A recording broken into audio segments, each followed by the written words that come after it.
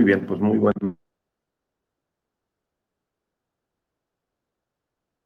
Esperando que estén todos muy bien, compañeros. Eh, Vamos a continuar con nuestro diplomado con esta sesión, que forma parte de este módulo sobre los derechos y el debido proceso. Y bueno, comenzaremos por mencionar que al final de la sesión yo les voy a hacer llegar a sus emails la guía de exposición para que ustedes dispongan de ella, y voy a anexar, agregar una lista bibliográfica en torno a esta literatura que es útil, ¿verdad?, para ir profundizando en lo que se llama el constitucionalismo principialista o el constitucionalismo de los derechos, ¿no? Este constitucionalismo principialista o de los derechos eh, es la otra cara de la moneda del constitucionalismo garantista. Así es como se puede apreciar, y de allí se desprende este lenguaje. Los juristas colombianos, desde luego los juristas españoles, pero en América Latina los juristas colombianos y argentinos, chilenos, han avanzado por este camino del constitucionalismo de los derechos, que supone que debemos ver el derecho como un conjunto de normas que garantizan los principios y los derechos.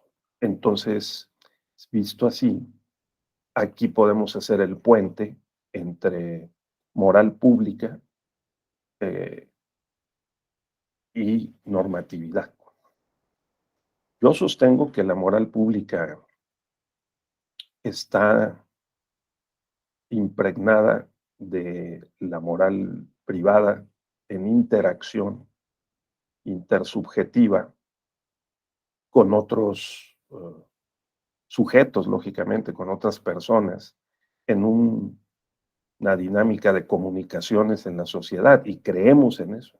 Y porque creemos en esos valores intersubjetivos, eh, privados y que se vuelven intersubjetivos, formamos en la sociedad democrática, por la vía de los consensos mayoritarios, la moral pública.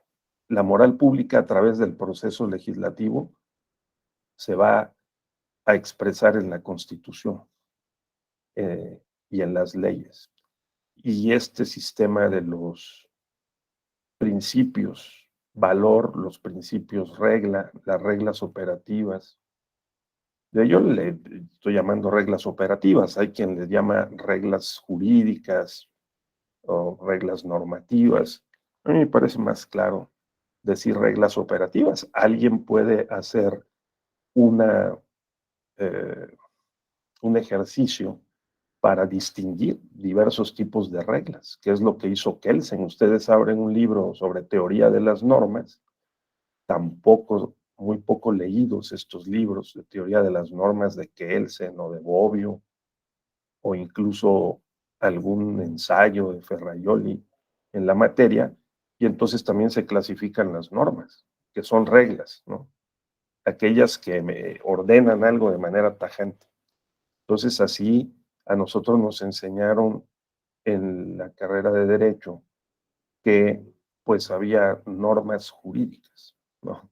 Y está muy bien, porque pues el mayor número de normas son reglas, pues es que los códigos están llenos de reglas, las leyes secundarias, los reglamentos, los lineamientos, pero este sistema es dinámico. También una regla puede contener un principio. Esto es un poquito más complicado y no es materia de esta clase, pero de varias reglas podemos inferir un principio también, ¿no? Entonces, eso es lo interesante de la interpretación y la argumentación jurídica. Eso nos permite ir construyendo, ¿verdad?, el derecho. Entonces, dice hoy que el derecho es normas interpretadas. O sea, el derecho son normas producto de la interpretación, construidas a través de la interpretación. Y bueno, esa fue ayer una buena parte de lo que estuvimos viendo. Estuvimos viendo también el tema de los derechos fundamentales, ¿no? Por ejemplo, Martín, tú que me preguntaste, te lo voy a poner en la bibliografía, pero por ejemplo, este librito, La balanza de los derechos, ¿no? Eh, es uno de los varios que se pueden visitar, o el constitucionalismo de los derechos, ¿no?, que también hay un libro que también sirve, aunque es un poco más técnico, pero es un librito que se llama Dos modelos de constitucionalismo, que es un debate entre de Luigi Ferrajoli con otro profesor español, el coautor de Manuel Atienza, ¿sí?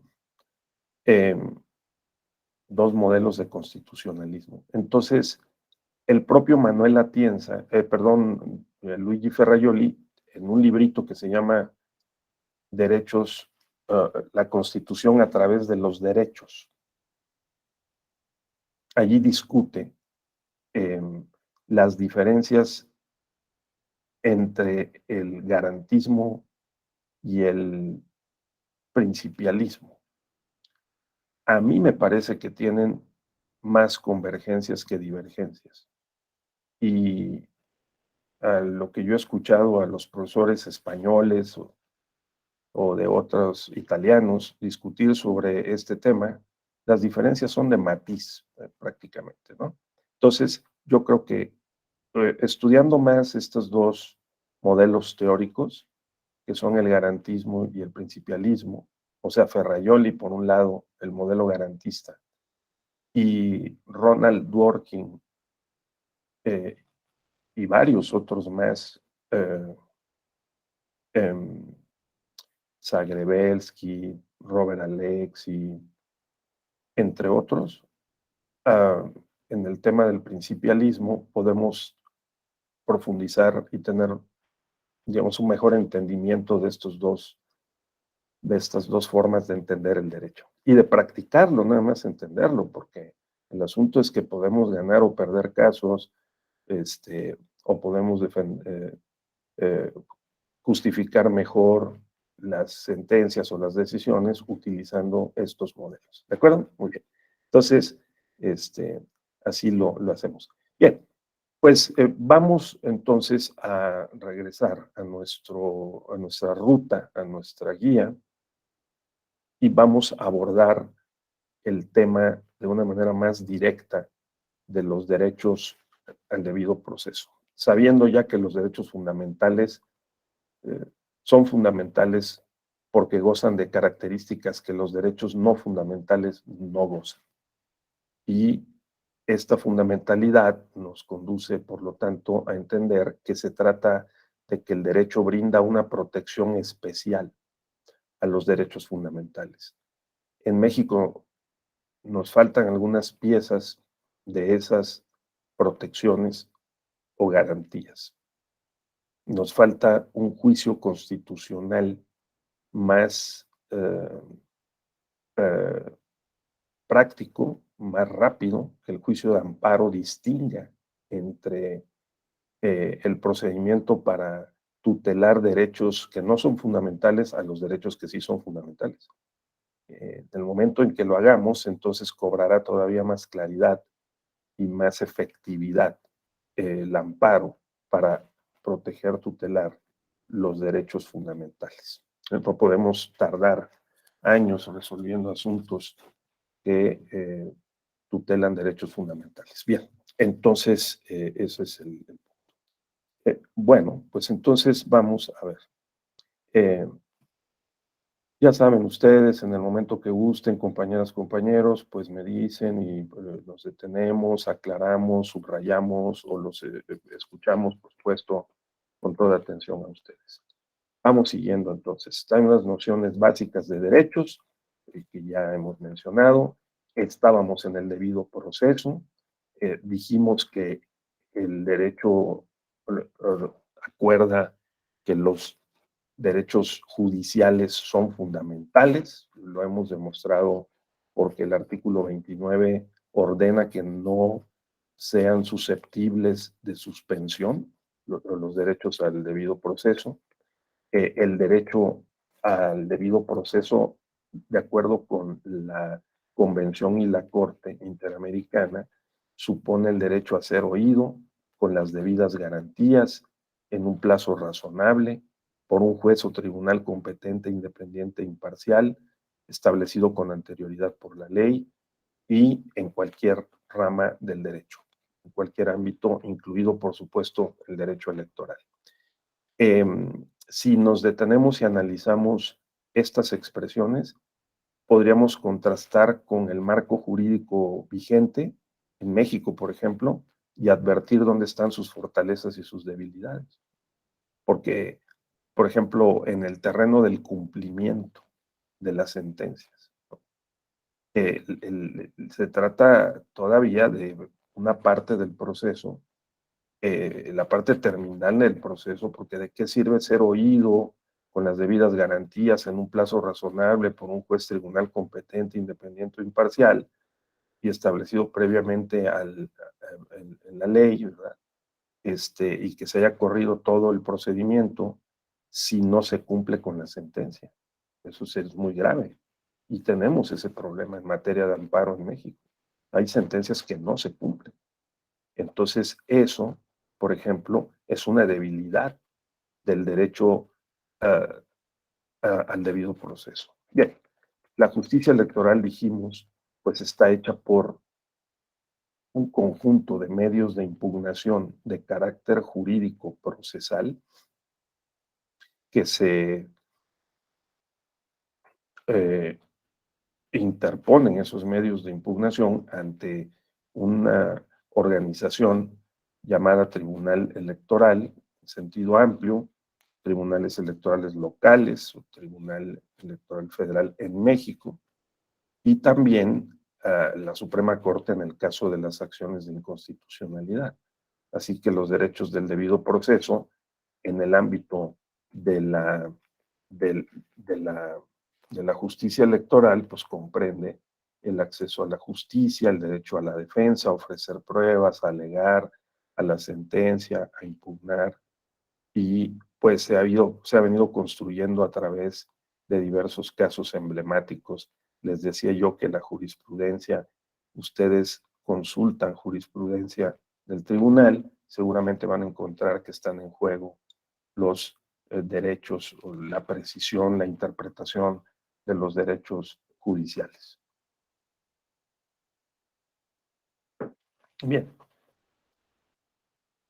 este ha sido un tema históricamente relevante para el derecho.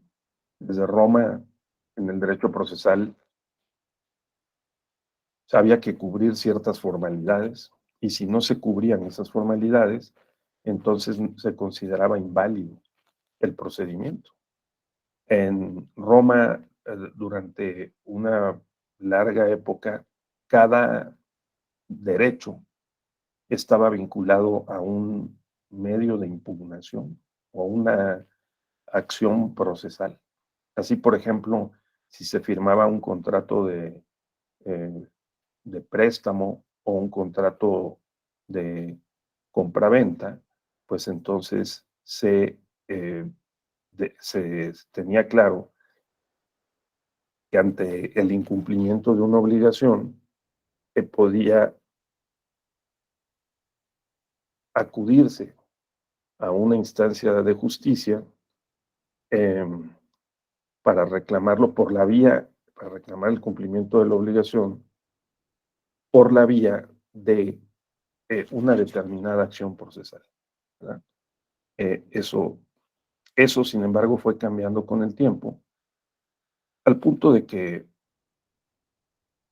hoy día las acciones están, pues, separadas del derecho sustantivo. O sea, nosotros abrimos la ley electoral, la ley, el código de instituciones y procedimientos electorales, y allí no dice cuáles son las acciones si que puede uno emprender, las acciones procesales, si nos violan un derecho o nos incumplen una obligación. Esas están en otra ley, ¿verdad? Ahora, esa ley dice, si hay una violación de un derecho o un incumplimiento de una obligación, entonces procede este juicio, ¿no? El juicio de la ciudadanía procede contra violaciones, contra de los derechos políticos, electorales, a votar, ser votado, ¿no? Entonces ya sabemos cuál es el medio de impugnación que hay que ejercer. Pero bueno, la idea es que corresponde a la forma como hemos construido las instituciones para resolver los conflictos, el que históricamente busquemos que un juez natural, el juez que conoce el contexto, el juez que está cerca, el juez que es competente, el juez que sabe de ese tipo de conflictos, sea el que conozca de ellos para resolverlos. Eso es una inveterada consuetudo en el mundo um, occidental, ¿no? Es decir, es una costumbre que se fue haciendo ley. Entonces, eh, pero desde mediados del siglo XIX, entonces el derecho procesal, digamos, alcanza su autonomía, eh, no depende del derecho sustantivo, se convierte en un derecho constitucional en sí mismo, el derecho o los derechos de carácter procesal. Y fíjense ustedes cómo poco a poco vamos desarrollando nuestra propia, digamos, cultura procesal y vamos estableciendo que los derechos eh, del hombre y del ciudadano, o hoy los derechos humanos o los derechos constitucionales, que especifican cuáles son los derechos humanos que protege una determinada comunidad política, como la mexicana, por ejemplo, la sociedad mexicana, dentro del Estado de Derecho en México, cuáles son esos derechos de carácter eh, procesal propiamente, ¿no? Bien, entonces eso creo que es importante también tenerlo presente. Luego, un proceso es una serie de fases sucesivas, es una secuencia de actividades para lograr un fin determinado. El proceso es una secuencia de actos jurídicos procesales porque los derechos al debido proceso se dan dentro del proceso. O sea, el derecho uh, establece toda una serie de normas que, que regulan el proceso. Y cuando decimos debido proceso, due process of law en inglés, es que tiene una carga ética que está normativizada. Es el producto de la experiencia, de la razón, de la lógica y de los acuerdos que están basados, repito, en la cultura que hemos construido, en la cultura de lo judicial, que es muy importante. Entonces, el proceso en el ámbito judicial es una secuencia de actos jurídicos procesales para alcanzar un fin, que es resolver un conflicto que se presenta entre dos partes con intereses encontrados y ante un juez legítimo. El juez tiene que ser independiente e imparcial, ¿sí? Entonces, es importante tener presente que el proceso se forma con una trilogía. Esa trilogía son las partes y el juez. Y eso tan sencillo es muy complejo. En ese marco, en ese contexto o en esa relación procesal precisamente, es que se dan los derechos al debido proceso. Así que el proceso es una serie gradual, progresiva, concatenada de actos jurídicos, ¿verdad? Que tienen que llevar a cabo órganos que ya están establecidos previamente al hecho o al conflicto que se va a resolver, en el que intervienen particulares, o puede ser un particular y una autoridad, ¿verdad? Que de manera voluntaria o coactiva se someten a la, al juicio de un juez, ¿no? A través o con base en normas procesales para hacer efectivo el derecho sustantivo vigente en un caso concreto. También puede ser en un caso abstracto, alguien dice, pues porque, por ejemplo, en una acción de inconstitucionalidad se opone una demanda, se presenta una demanda, eh, pero hay una autoridad responsable y esa autoridad responsable también forma parte de la relación procesal porque tiene que expresarle al juez cuáles son las razones por las que aprobó una ley que se considera toda o en parte o en alguna de sus partes que no es conforme con la Constitución, ¿no? Entonces, esto es así. Las condiciones del proceso es que eh, la ley tiene que determinar el fin y el proceso para alcanzar el fin. O sea, si nosotros decimos que se tiene que restaurar un derecho, por ejemplo, el derecho a votar o ser votado, entonces el legislador prevé cuál es el medio de impugnación para hacerlo valer, ¿no?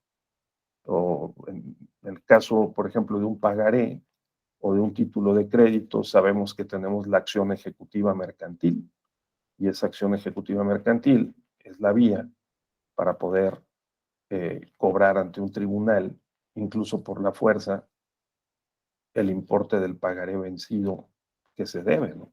Que eh, que un sujeto debe a otro. La solución, los principios y las reglas del proceso, por lo tanto, deben estar predeterminadas. Esas son las condiciones de un debido proceso.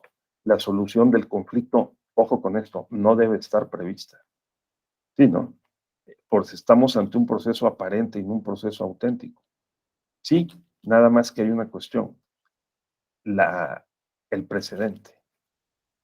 El precedente nos envía el mensaje de cómo se resolvería en un caso análogo, similar, ya no digamos idéntico, pero por lo menos análogo o similar, un asunto.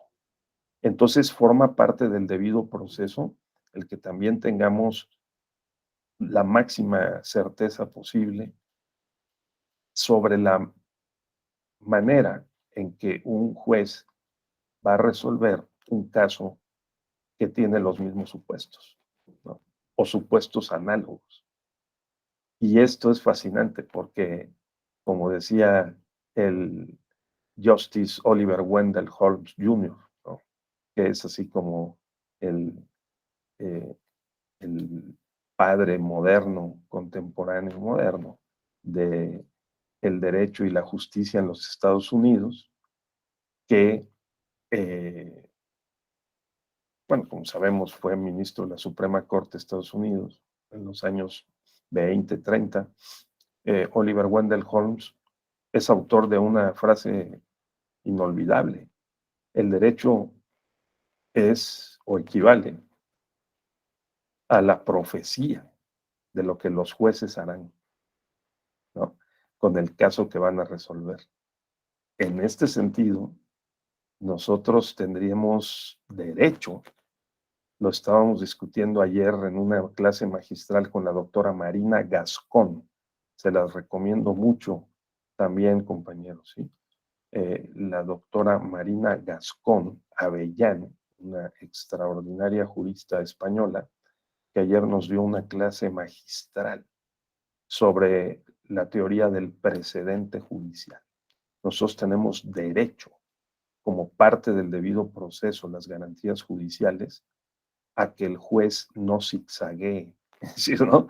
A que el juez sea coherente y mantenga el precedente, es decir, en nuestro caso la jurisprudencia, en el ámbito de la justicia electoral, el precedente, en el terreno de la competencia de la Suprema Corte de Justicia, con base en la reforma judicial 2020 2020-2021, o sea, pues se requiere que si cambia el precedente, Martín, si cambia el criterio, entonces nos lo tienen que explicar detalladamente. Tiene que haber una justificación reforzada, una explicación detallada de por qué se modificó el criterio, ¿no? Entonces, la solución del conflicto no está prevista, pero está o puede estar, digamos, anticipada con base en los precedentes y en la jurisprudencia. No, eso es. Los interesados, por lo tanto, deben saber que los métodos para resolver su conflicto existen, están disponibles, son sencillos, son eficaces. Eso es lo que exige la Convención Americana de Derechos Humanos, el derecho a un recurso disponible, sencillo y eficaz. Ojo, porque cuando se dice eficaz, es que el recurso se lleve hasta sus últimas consecuencias y se cumpla la sentencia, ¿no? Eso es. Bien, avancemos. La instancia que conoce, instruye y resuelve el conflicto debe ser legítima y respetable. Fíjense ustedes esta expresión, respetable, que no es una expresión estrictamente jurídica, ¿no? Sino es una expresión que tiene una connotación entre moral y política. Respetable quiere decir que se perciba socialmente, públicamente, que se trata de un juez independiente e imparcial.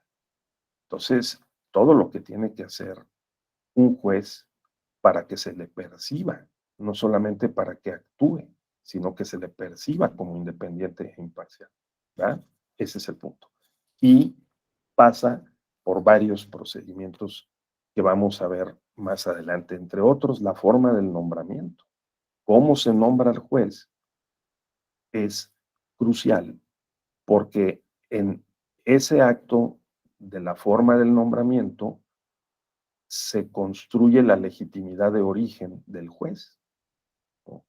Su respetabilidad comienza con la forma del nombramiento, luego su desempeño y luego los resultados de su actuación, ¿no? Eso es. Así que el proceso judicial está conformado, dijimos, por un conjunto de actos jurídicos.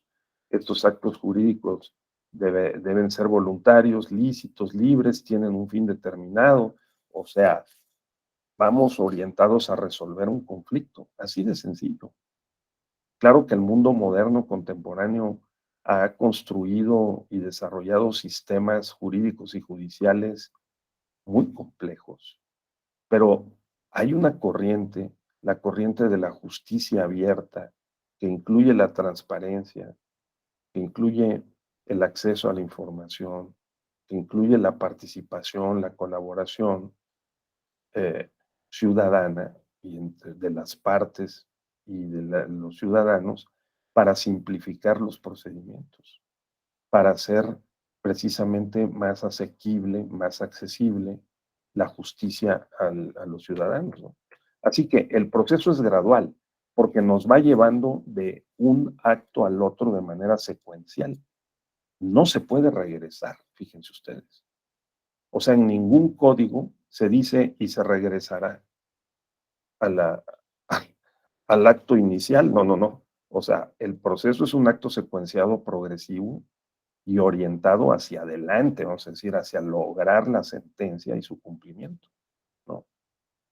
Eh, Luego también está concatenado porque se cierra una etapa y se abre otra, ¿no?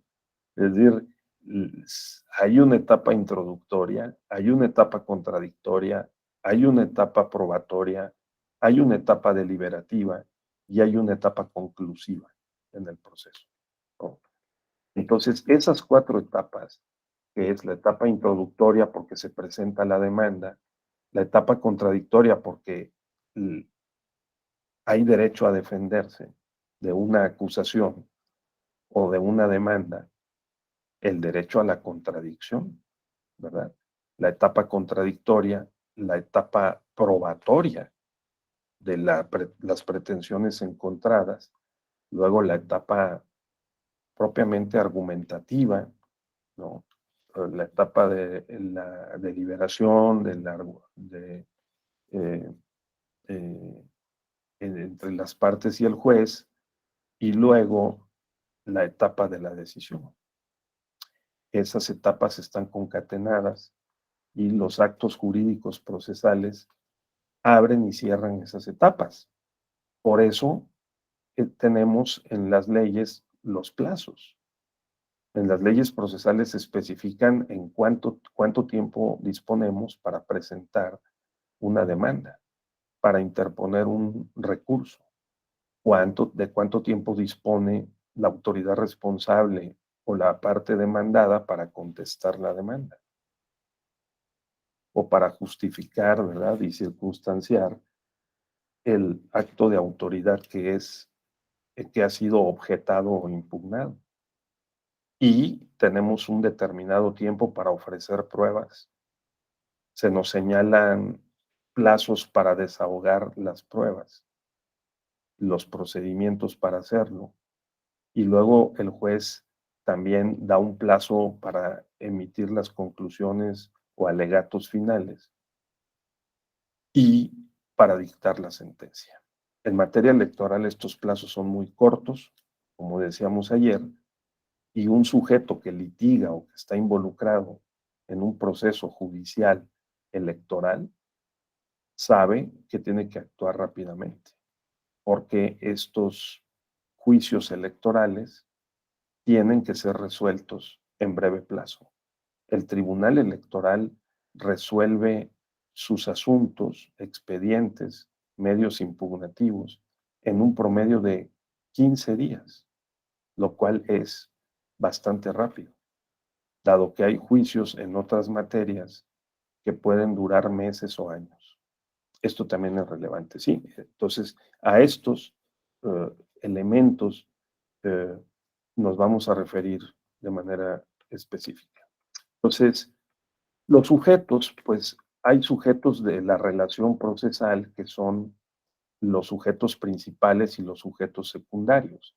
O los principales son los que forman la relación procesal. La relación procesal de carácter jurídico se forma entre el actor, el demandado y el juez.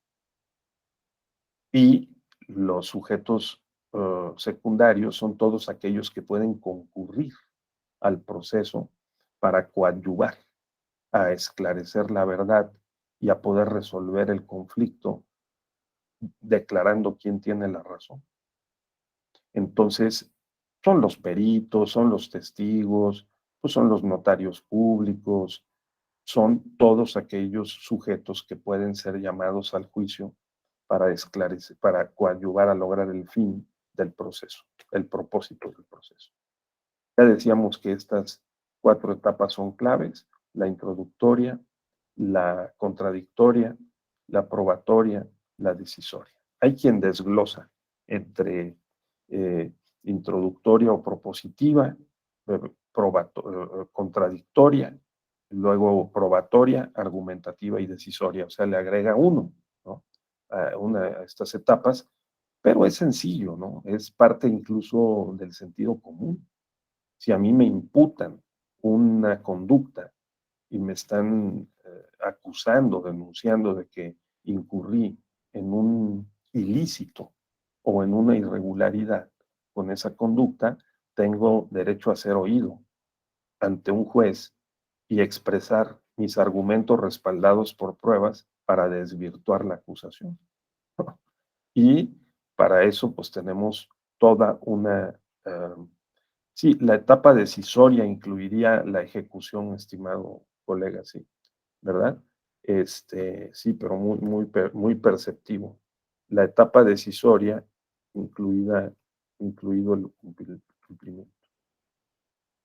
Ajá, sí, sí, sí.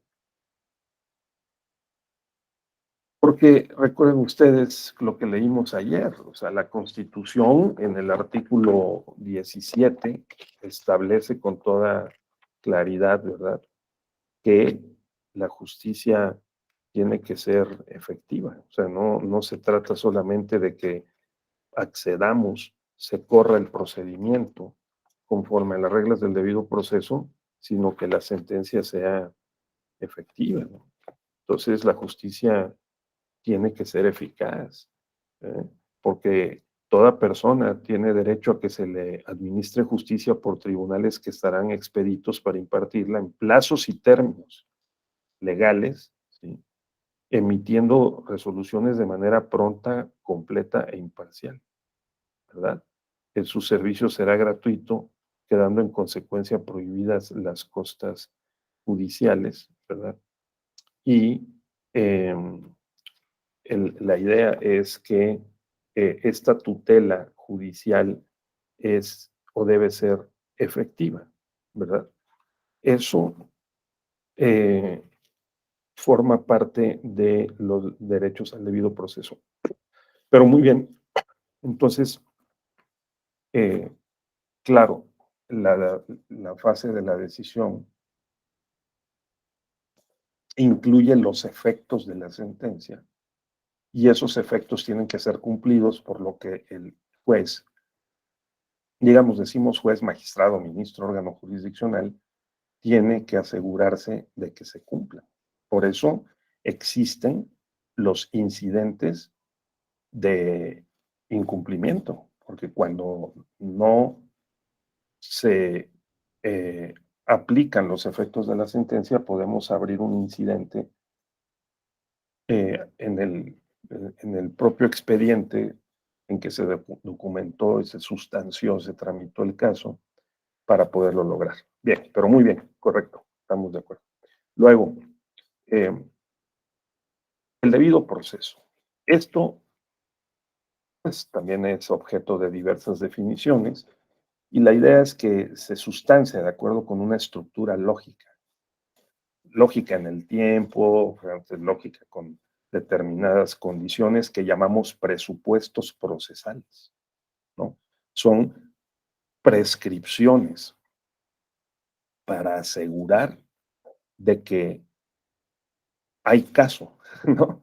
Como dicen, de que hay tiro, ¿no? El debido proceso establece ciertos presupuestos o prescripciones para asegurar que hay caso litigioso y que las personas que van a formar parte de la relación procesal efectivamente, conforme al derecho, están legitimadas para hacerlo. Es muy importante, ¿no? Porque si no, pues no hay caso. O sea, el juez tiene que asegurarse de que hay caso, ¿no? Y para asegurarse de que hay caso, pues entonces tiene que revisar lo que se llaman los presupuestos procesales. De otra manera, puede desechar la demanda, ¿no? Entonces, hay que tener cuidado con estos términos procesales porque no están escritos allí ni forman parte de la interpretación judicial, la jurisprudencia o los precedentes de a gratis, ¿no? Sino, o sin razón, no, tienen una razón. Entonces, el debido proceso judicial se sustancia de acuerdo con una estructura lógica.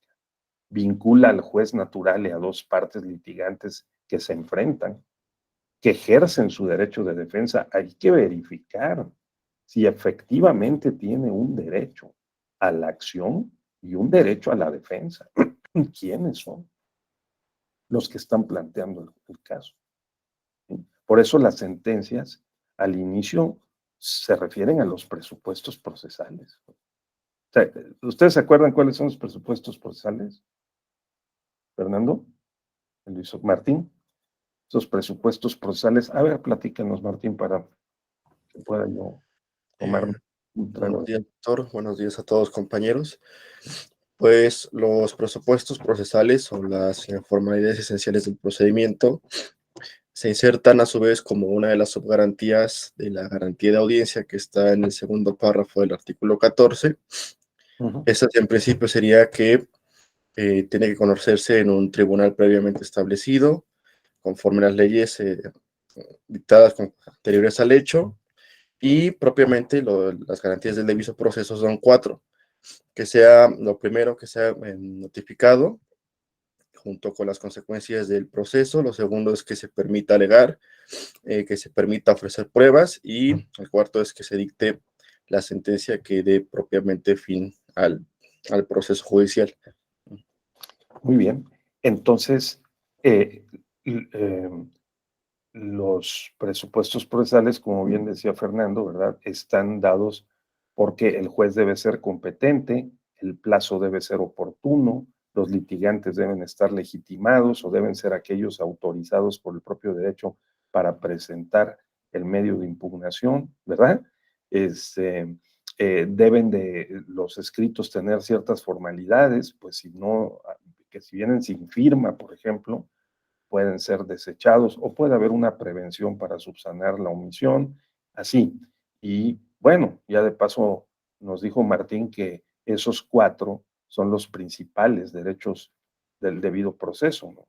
El derecho a la defensa, el derecho a la contradicción o la prueba, el derecho a la, a, a la argumentación o a la alegación y también a una sentencia que también tiene sus características que deben cumplir. Muy bien, adelante por favor, compañero. Alguien más pidió la palabra, ¿verdad? Sí, Fernando, alguien, sí, adelante por favor. No, ya lo mencionó usted, era nada más para los requisitos procesales, pero sí, efectivamente son esos. Pues, correcto. Y bajo además, mi mano.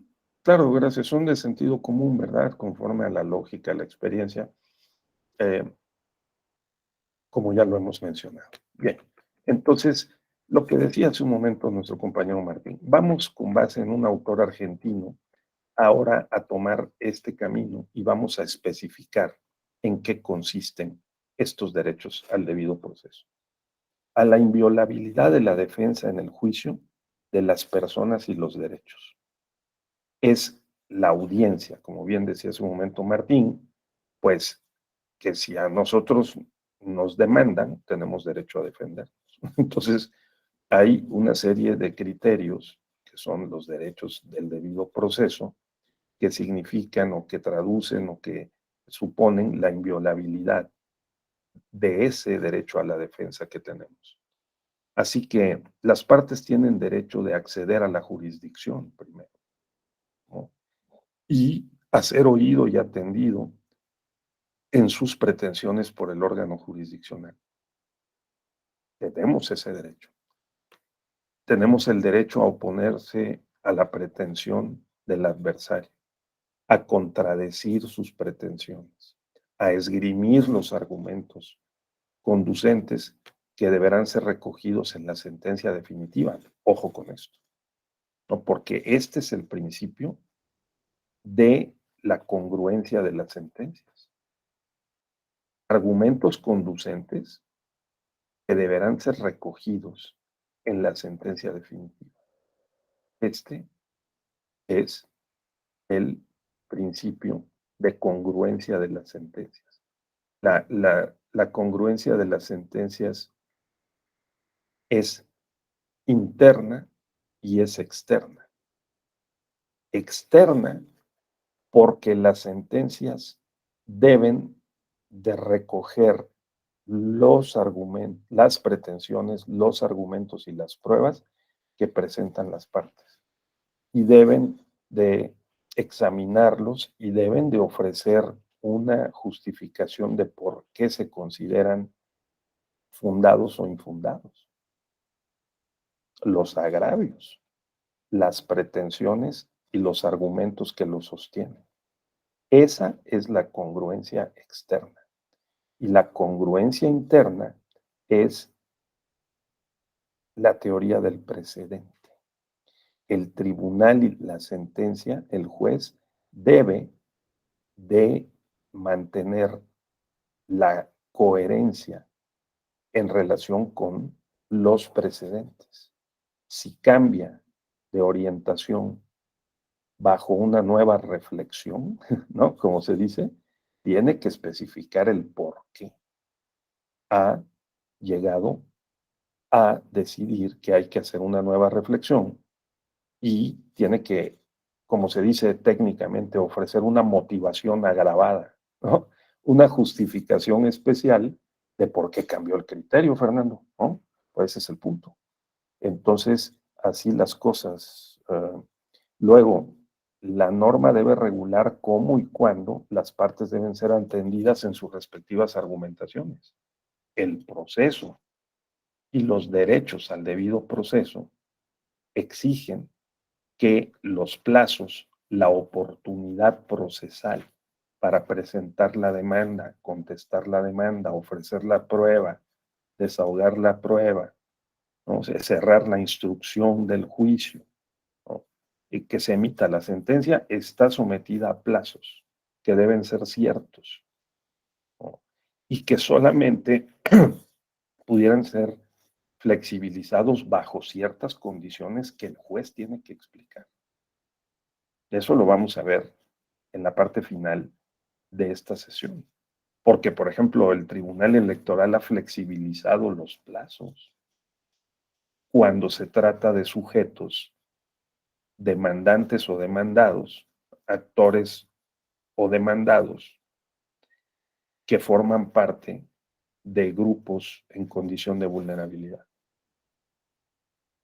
Ya veremos eso. Bueno, luego, la prueba o confirmación, la etapa probatoria o confirmatoria. Cada parte tiene derecho a aportar los elementos que le permitan al juez eh, obtener información, conocimiento sobre las pretensiones en relación con los hechos jurídicamente relevantes, invocados como fundamento de lo que se le está pidiendo y que hayan sido negados o controvertidos por su adversario, lógicamente, ¿no?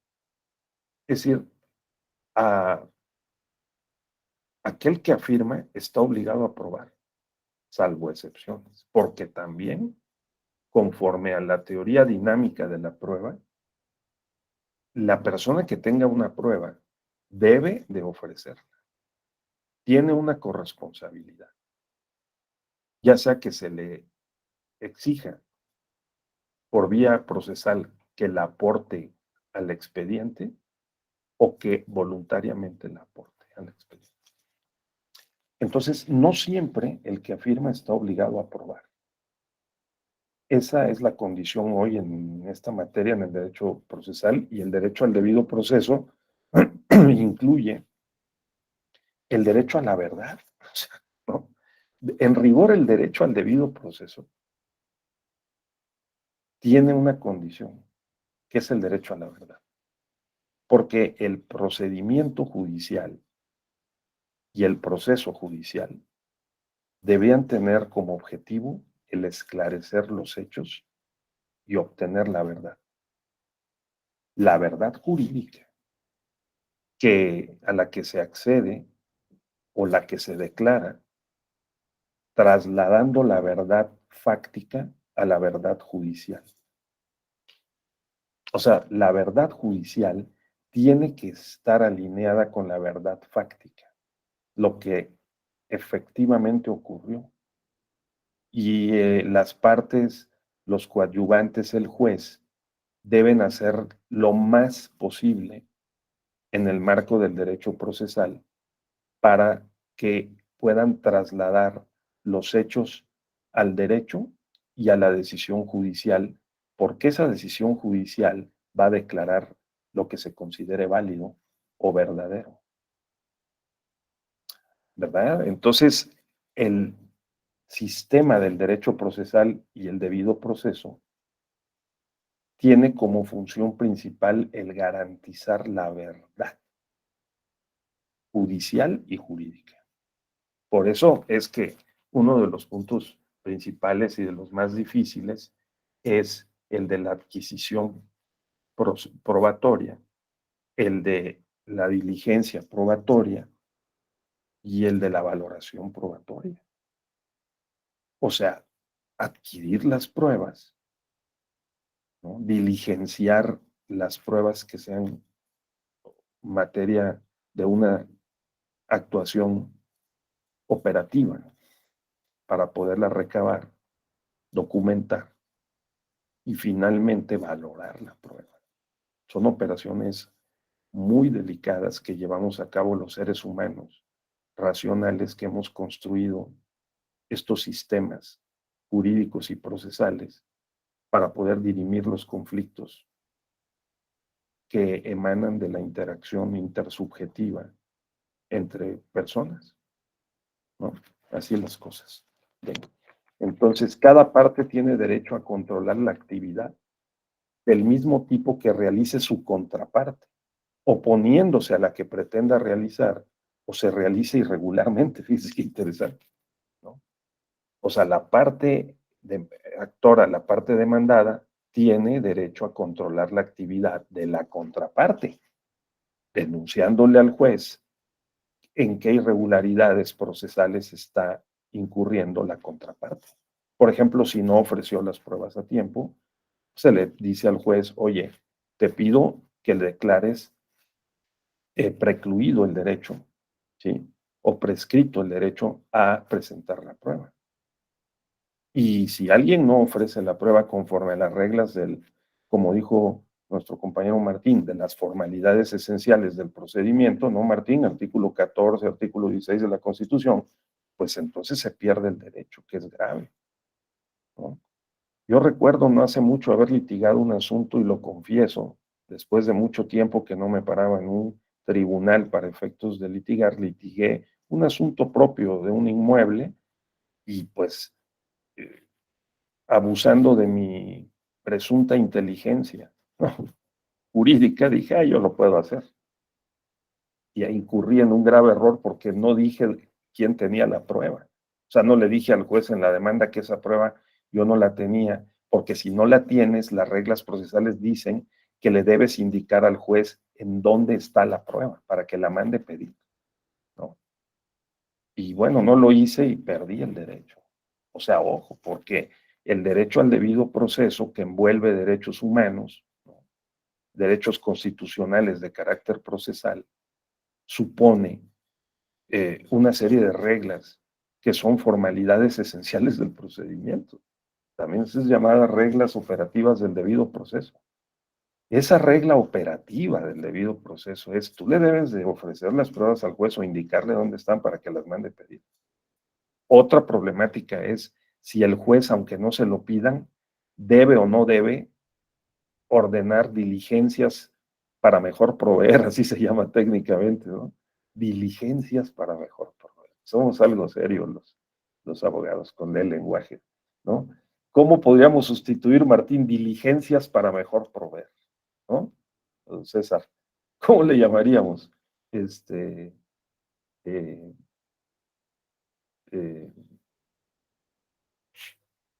no, indicaciones o prescripciones para recabar documentos, recabar pruebas y estar en mejor condiciones de dictar la sentencia. Sí, pero lo hemos sintetizado en diligencias para mejor proveer. Con esas diligencias para mejor proveer, hay quien dice que el juez las debe ejercer de manera más o menos libre. Y hay quien dice, no, momento, si el juez se activa y va y busca las pruebas él, ordena que las traigan, ¿no?, sin que se lo hayan pedido, rompe la igualdad procesal entre las partes, ¿no? Porque favorecerá a uno o a otro. Otros dicen, no, pero el juez tiene que buscar la verdad y para ello tiene que allegarse de todos los elementos que le permitan tomar una decisión justa. No, porque ya dijimos que el principio valor aquí es el juicio justo, ¿no? El debido proceso está orientado a garantizar un juicio justo. Bueno, la norma debe regular la forma y oportunidad en que se ofrecerán, admitirán y desahogarán los medios probatorios o confirmatorios. Claro, es lo que estamos diciendo, ¿no? La forma y la oportunidad, ¿sí? Así que, ¿qué tipo de medios probatorios se admiten en un juicio? La ley procesal lo debe decir. ¿En qué plazo se deben presentar, diligenciar, desahogar, valorar? La ley lo debe decir, ¿sí? Bien, otro elemento, de acuerdo con estas formulaciones doctrinales, es la asistencia técnica. A la defensa, fíjense, la defensa tiene, bueno, las dos partes, derecho a la audiencia, a la prueba o confirmación, a la asistencia técnica, ¿no? Martín, esa asistencia técnica es privada o es pública. Por eso existen las defensorías. El Tribunal Electoral tiene la Defensoría de los Derechos de los Pueblos y Comunidades Indígenas, que ahora se ha ampliado. Sí saben, ¿verdad? Que el tribunal recientemente amplió la competencia de la Defensoría de Derechos de Comunidades y Pueblos Indígenas, sus integrantes, a los grupos y personas que se encuentren en condición de vulnerabilidad. O sea que las mujeres, las personas de géneros no binarios, las personas que sufren alguna discapacidad, pueden ser asistidos por los defensores, por la defensoría. Entonces, es importante. Las partes pueden elegir a sus propios abogados, asesores, ¿no?, que las asistan en la defensa de sus derechos. Y también esa asistencia puede ser oficial, institucionalizada por la vía de los defensores que provee el propio Estado, que es la sociedad jurídica y políticamente organizada. Hemos llegado al punto de prever las defensorías, ¿no?, que asisten a partes que no pueden proveer a su propia asistencia jurídica. Esa es la idea, ¿sí? Bien. Entonces, la igualdad ante la ley. Esta es un segundo punto. Primero tenemos la inviolabilidad de la defensa en juicio de las personas y los derechos con tres elementos: audiencia, prueba o confirmación y asistencia técnica. Y luego tenemos un segundo derecho que es igualdad ante la ley. Tenemos derecho a la defensa, ¿sí?, con ciertas características, y tenemos el derecho a que nos traten igual en el proceso. Igualdad ante la ley. Lo que se llama la igualdad de armas, ¿no?, significa que las partes deben tener cargas iguales y posibilidades de ejercer sus derechos, cumplir con sus obligaciones, evitando las malas prácticas, por ejemplo, el uso abusivo del derecho, sorprender al juez, sesgar, tratar de influir para sesgar su criterio. O sea, en la relación procesal entre los tres sujetos típicos de un juicio, el juez y las dos partes, hay una corresponsabilidad, ¿no? Esa corresponsabilidad no es para decir mentiras, sino es para asegurar la verdad. El derecho procesal en términos de normas, principios, reglas, tiene que prever lo más posible el que las malas prácticas no prosperen, ¿verdad? ¿Cuáles malas prácticas? Decirle mentiras al juez. Tiene que estar previsto, como lo está, pues la falsedad de declaraciones ante el juez, ¿no?, o la adulteración de las pruebas. También acarrea una responsabilidad y una sanción. Ahora, el juez tampoco puede sesgar su criterio, porque si lo hace, acudimos en queja, ¿no?, y el juez también es responsable. Existen consejos de la judicatura, comisiones judiciales para también controlar al juez. O sea, el juez no está libre de hacer lo que quiera, ¿no? El juez está investido, no solo de un perfil, sino de un estatuto. Y ese estatuto del juez también le adscribe y le imputa deberes y obligaciones. No puede hacer lo que quiera. Luego, entonces, sesgar el criterio, no motivar o fundar debidamente la sentencia, le puede acarrear responsabilidades y sanciones, ¿sí? Así que el juez está obligado a mantener la igualdad procesal entre las partes. Tiene que garantizar el derecho de las partes, pero no sustituirla. Para eso está la defensoría. La defensoría sí apoya a la parte vulnerable, la que tiene por ley o por una valoración, además circunstancial, una posición evidentemente desigual ante el actor, ¿no? O puede ser también el actor ante el demandado, puede ser, ¿no? Entonces, el juez tiene que mantener la igualdad procesal. Que el juez intervenga no significa, o que un juez sea activista, no significa que rompa la igualdad procesal. El juez debe crear las condiciones para que las reglas del debido proceso coadyuven de manera efectiva a resolver el conflicto.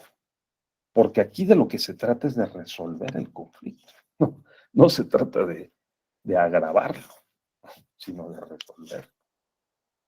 Entonces, toda esta parafernalia procedimental que hemos creado, que por momentos esas formalidades esenciales del procedimiento pueden convertirse en formalidades excesivas del procedimiento, deben ser cuidadosamente trabajadas por el juez para darle celeridad al juicio y para darle efectividad a la sentencia.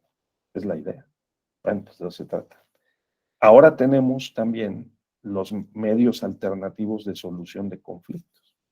En materia penal, incluso tenemos una ley nacional, ¿no?, de medios alternativos de solución de conflictos que, de acuerdo con la Constitución, se pueden activar en cualquier momento del procedimiento penal, ¿no? Porque el objetivo principal es resolver el conflicto, incluso, y en esto hay una discusión, por sobre el esclarecimiento de la verdad, el esclarecimiento de los hechos. O sea, en otras palabras, el legislador prevé que si las personas se ponen de acuerdo y encuentran soluciones creativas para poder reparar el daño causado por una conducta ilícita en materia penal, por ejemplo, debe preferirse la solución rápida y efectiva y que queden satisfechas las partes a encontrar la verdad. Eso es delicado. Eso es delicado. Pero así está previsto. Así está previsto. Oye, pues resulta que yo no la maté. La mató alguien más, mi hermano, pero yo me echo la culpa, me incrimino, digo que sí, hacemos un procedimiento reparatorio y damos todas las garantías para que indemnicemos o reparemos a las víctimas y que no se vuelva a repetir. Pero resulta que yo no la maté, o yo no lo maté, vamos. Alguien más, hay películas famosas, ¿no?, obras de personas que se han sacrificado por su hija, por su hermana, y dicen, yo la maté. Se hace un acuerdo reparatorio y se saldan los daños, pero no correspondió a la verdad de los hechos, ¿no? Entonces, eso, aquí en esta materia electoral eso no es posible, o sea, eso no es posible. Aquí, o sea, no tenemos medios alternativos de solución de conflictos dentro del proceso judicial.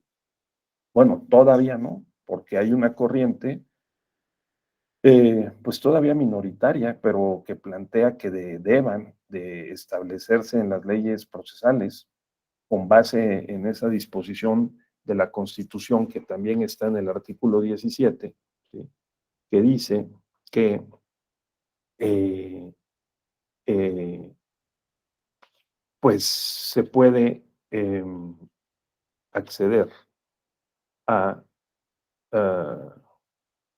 la justicia informal, digamos, como se le llama, ¿no?, a los medios alternativos de solución de conflictos.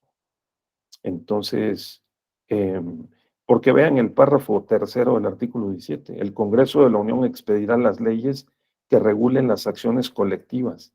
Tales leyes determinarán las materias de aplicación, procedimientos judiciales y mecanismos de reparación del daño. Los jueces federales conocerán de forma exclusiva sobre esos procedimientos y mecanismos. O sea, la idea es que se repare el daño y que no se repita la irregularidad o la ilicitud, ¿verdad? Las leyes preverán mecanismos alternativos de solución de controversias. En la materia penal regularán su aplicación, asegurarán la reparación del daño y establecerán los casos en los que se requerirá supervisión judicial. ¿Cómo le haríamos para aplicar ese párrafo en el ámbito electoral? ¿Verdad?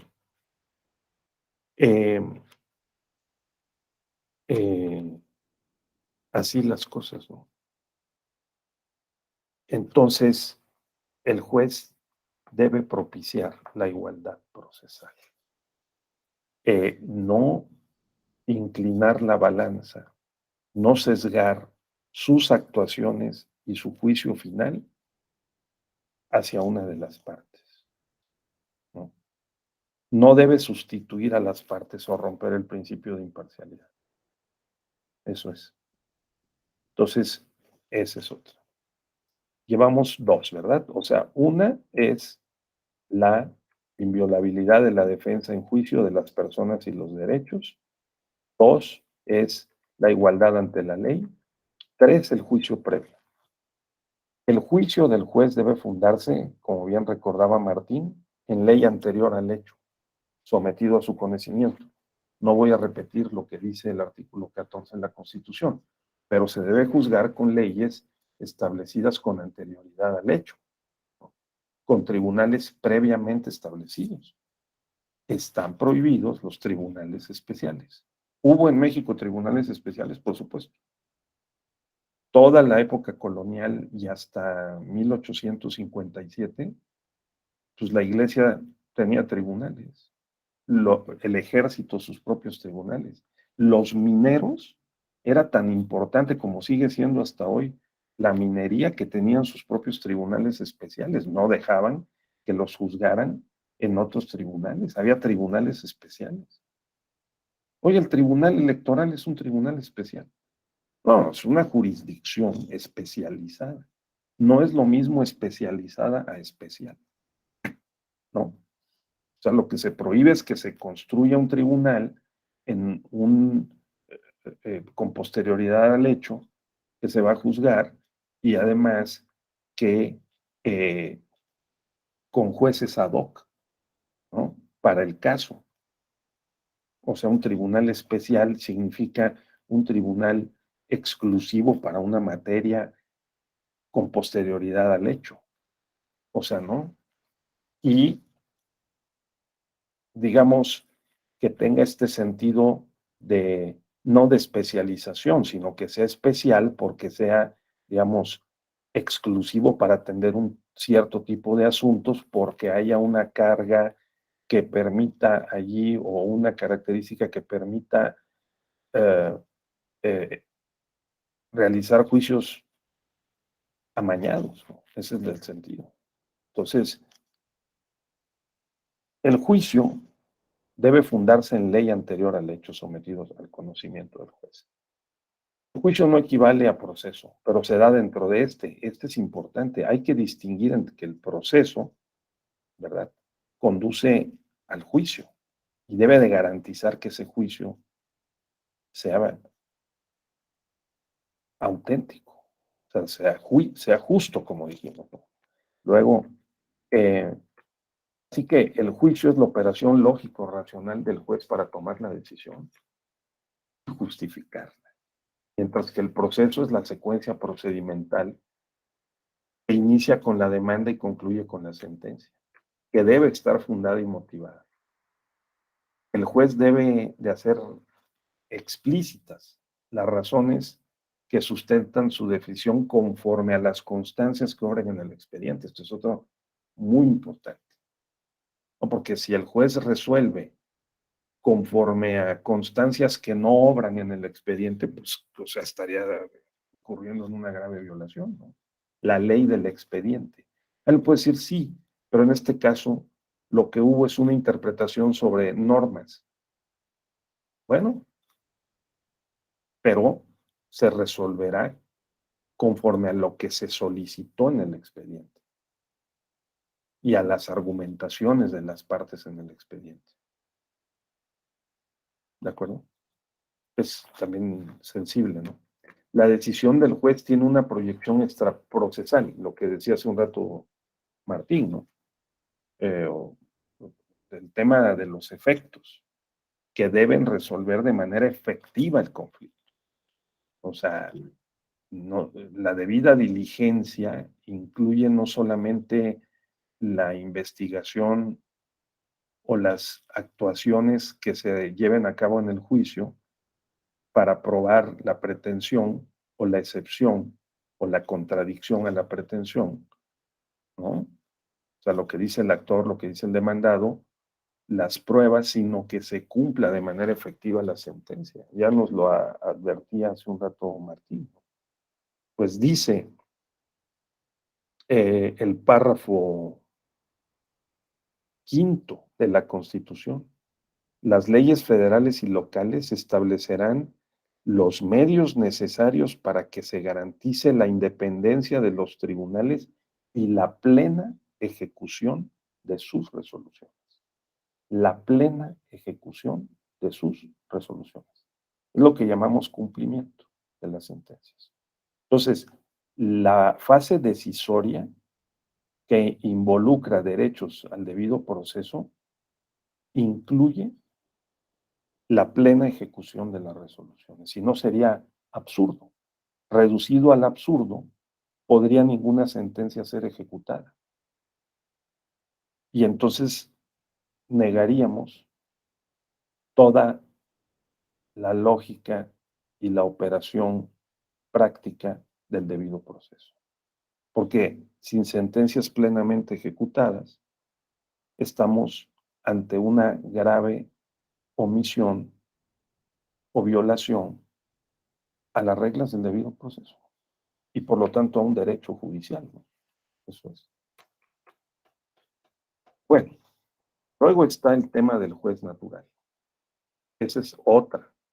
O sea, el juez natural es punto 4, ¿sí? Debe ser conocido, sustanciado y resuelto el conflicto por el juez que corresponde conforme al ordenamiento jurídico aplicable.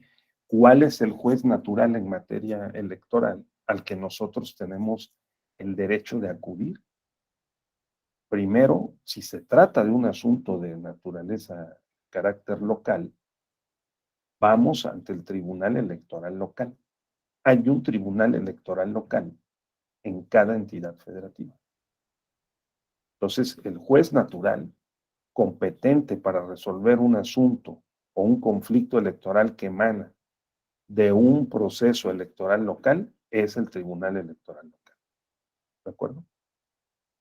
Luego, bueno, puede seguir la cadena impugnativa porque nosotros tenemos en México el acuerdo de que las sentencias de un juez natural local, ¿no?, que es el Tribunal Electoral Local, pueden ser impugnadas, revisadas por una instancia federal.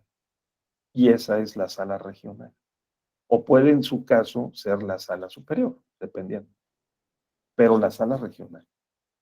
Entonces, cuando se dice en este lenguaje el juez natural, es el juez que conforme al derecho procesal aplicable está dispuesto, disponible y es el autorizado competente para conocer, sustanciar, como decimos sustanciar, que es tramitar y resolver el caso, ¿verdad? El juez debe ser nombrado no conforme a una comisión especial o consigna o intereses específicos, sino para conocer un conjunto indeterminado de casos de acuerdo con las reglas de la competencia. Claro, no están autorizados y no son legítimos los jueces ad hoc, ¿no? Ahora, hay casos extraordinarios en los que puede ser que una práctica internacional, incluso recomendaciones judiciales internacionales, permitan un juez ad hoc. Sí, sí, sí. Cuando hay una grave situación nacional en donde los tribunales del país y los jueces pierden su legitimidad y no son confiables en el extremo, ¿verdad?, para resolver los asuntos que deben ser llevados a su conocimiento, entonces se puede acudir a una instancia internacional. Por ejemplo, en Sudáfrica, en materia electoral, en 1994 operó una comisión internacional de juristas. ¿Qué les parece esto, Martín? Una comisión internacional de juristas que resolvió impugnaciones electorales en Sudáfrica porque las instancias nacionales perdieron legitimidad en una situación conflictiva y muy polarizada eh, entre las partes litigantes, vamos a decirlo así. Entonces sí se puede, claro que se puede, pero tiene que haber condiciones extraordinarias para que se nombre a un juez ad hoc, ¿no? El juez conoce cuál es la naturaleza de las causas que habrá que resolver, pero no a quienes sean los litigantes, lo que asegura su imparcialidad al carecer de interés en el asunto. El juez debe ser ajeno a quiénes son los litigantes, es muy importante, porque si lo conoce y tiene además una relación con el litigante o con la parte que acude en busca de justicia, cualquiera que ésta sea, actor o demandado, puede incurrir en un conflicto de intereses. Y eso también está previsto por el derecho procesal. Por lo tanto, derecho al debido proceso incluye, por la vía del juez, del concepto del juez natural, el juez neutral, un juez imparcial. Y habría una presunción de parcialidad del juez si no se excusa del conocimiento de un caso cuando haya un conflicto de interés con alguna de las partes. Ya sé que porque haya sido su socio, que tenga una relación íntima, alguna característica que esté prevista, porque eso vulneraría a final de cuentas el derecho al debido proceso. ¿De acuerdo? Estas son las reglas operativas de que hablábamos ayer. ¿De acuerdo, César? ¿Sí? ¿Me están siguiendo? O sea, las reglas operativas especifican los términos en que hemos considerado que los derechos al debido proceso, como principio, regla, deben cumplirse. Esa es la idea. A ver, César, adelante. Sí, maestro, gracias. Buenos días a todos. Mi pregunta, al menos desde que usted empezó diciendo que está definido el órgano ante quien se acude para defendernos, ahí mi cuestión sería, ¿qué ocurre en el caso del órgano administrativo de las elecciones? Porque concretamente hay ciertos actos electorales donde primero se tiene que acudir, ya sea nuestro instituto electoral de nuestro estado o ante el Instituto Nacional Electoral. Entonces ahí no lo contemplaríamos y diríamos, en concreto son los OPLES y el Tribunal Electoral del Poder Judicial. Muy buena pregunta. Mi enfoque al respecto, dice su compañero, el principio de definitividad, dice Fernando. Sí, a ver, yo creo que tenemos un sistema interesante en México, complejo, digamos, dual, vamos a llamarlo así, local y federal, e incluso nacional, en donde, claro, el trabajo de los consejeros, las consejerías electorales locales y también del INE, ¿no?, y sus órganos colegiados, para el caso de las elecciones federales o cuando organicen elecciones locales, es precisamente el de prever y el de desactivar los conflictos, conducirlos, y ese es su papel. Es una combinación de mediación, conciliación y probablemente podemos decir arbitraje. O sea, el papel de las consejerías electorales es muy interesante. Y se convierten además, para lo que dijo César, en la autoridad responsable, porque sus actos o resoluciones son impugnables ante el Tribunal Electoral local o federal. Y aquí de lo que se trata es que esta autoridad administrativa electoral local, por ejemplo, se convierte en la autoridad responsable y además ante ella se presenta el medio de impugnación. O sea, la autoridad electoral local, por ejemplo, otorga el registro a un candidato, otorga el registro a un partido, ¿no? Declara la validez de una elección, otorga la constancia de ganador, pero todos esos actos o resoluciones son impugnables, objetables ante un tribunal, ¿no? Porque tenemos derecho al debido proceso de presentar una pretensión buscando invalidar el acto o resolución y, por lo tanto, acceso a la justicia como parte de la tutela judicial efectiva. Son los derechos al debido proceso. Y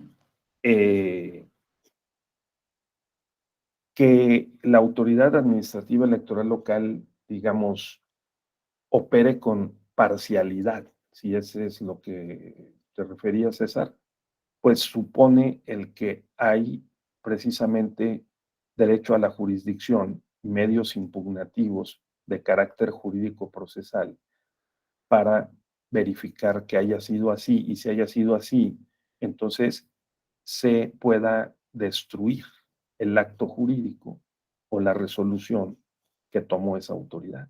Ese es el sentido, ¿verdad? Sí. Entonces, el sistema tiene que estar organizado para que los principios valor se cumplan.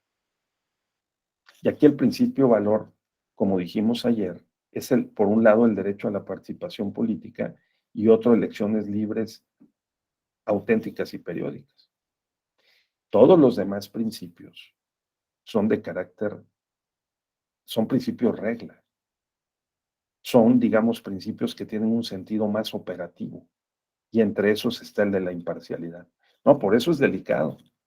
Tanto la forma del nombramiento como el desempeño del cargo de las consejerías o las magistraturas, porque actúan investidos de un conjunto de atribuciones y de facultades que los debe constreñir para no realizar ciertas actuaciones que violenten esos principios operativos, o sea, la imparcialidad, ¿no? La independencia, la objetividad. Por eso es que, pues, el presidente de un consejo electoral local, de un OPLE o el del INE, tiene que cuidar al máximo sus expresiones y sus actuaciones, porque si no, está en riesgo de vulnerar los principios regla operativos que garantizan o son tendentes a garantizar los principios valor, ¿verdad? Esa es la idea. Bien, así que bueno, puede haber un conflicto de intereses y el juez, por lo tanto, tiene que ser cuidadoso, y ha habido casos de que se excusen, sí, por supuesto. Si un juez fue socio de un despacho y el despacho presenta después el medio de impugnación en materia electoral, el juez electoral se tiene que excusar, ¿sí? O si el juez se equivoca y antes de la resolución o antes de que incluso el caso llegue o que el caso se esté tramitando, antes de que se resuelva, se le ocurre por un desliz que ha ocurrido, emitir una apreciación sobre el caso y decir, sí, yo tengo conocimiento de que fue de tal manera o de que fue de la otra, que no hubo violaciones graves, pues entonces está anticipando el juicio. Y eso lo tiene estrictamente prohibido. Imaginen ustedes que el juez diga en una entrevista telefónica, de radio, televisión, el sentido que él cree que debe tener una resolución, que de un asunto que está juzgando. Eso está prohibidísimo, ¿de acuerdo? Sí. Ha ocurrido, por supuesto. En materia electoral, sí, claro. Sí. Entonces, y han obligado al magistrado o magistrada a excusarse. No ha participado en la sesión de resolución. Entonces, ojo, porque aquí de lo que se trata es de transmitir más que información, formación. O sea, aquí mi deber, creo yo, y un poco el sentido de lo que estamos tratando, es de que captemos cuál es el espíritu del derecho procesal, que garantiza los derechos judiciales al debido proceso. El otro es el plazo razonable. Si no hay reglas claras para cuándo se deba presentar la demanda, contestar la demanda, llevar a cabo los trámites, emitir la sentencia, cumplir la sentencia, entonces también reinaría la incertidumbre. Y uno de los principios regla que rigen el proceso electoral es la certeza. Necesitamos que haya certeza. ¿De acuerdo? El proceso no se deberá prolongar indefinidamente y la decisión que le ponga fin debe ser útil y yo diría que oportuna. Aunque es difícil determinar el plazo razonable, no debe ser ni tan breve que sacrifique los derechos, ni tan largo que incurra en dilación innecesaria.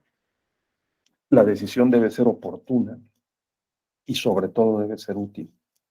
Estamos ante una fuerte demanda social de justicia hoy, no solo en México.